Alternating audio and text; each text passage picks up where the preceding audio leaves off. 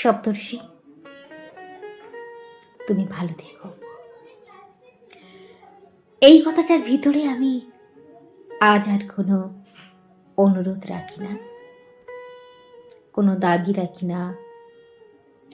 না ফিরে আসার শর্ত। শুধু চাই তুমি ভালো থাকো,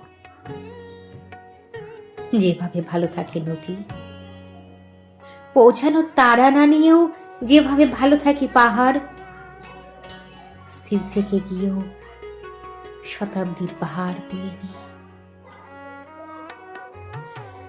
তোমার ভালো থাকাটা আজ আমার কাছে আর প্রার্থনা নয়, এক ধরনের দার্শনিক স্বীকৃতি।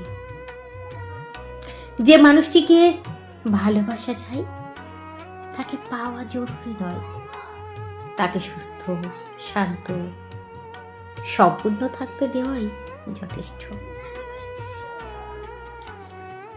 আমি জানি আমি তোমাকে পাবো না, এই জানাটার ভিতরে কোনো নাটক নেই কোনো দীর্ঘশ্বাসের প্রদর্শন। এটা আজ আমার কাছে জীবনের মতোই সত্য। যেমন সূর্য ওঠে কিন্তু সব জানালায় আলো ঢোকে না, যেমন ফুল ফোটে কিন্তু সব হাতে পৌঁছায় না, তবু ফুল ফোটে বলে পৃথিবী তো এত সুন্দর থাকে। তুমি আছো বলেই আমার জীবনটা আজও অর্থহীন হয়নি। আমি কখনো তোমাকে পাবার আশাও করিনি। এই কথাটা লিখতে গিয়ে নিজেকেই একটু থামালাম, কারণ আশার মানে যদি হয় অধিকার, তবে আমি তা কোনোদিনই চাইনি।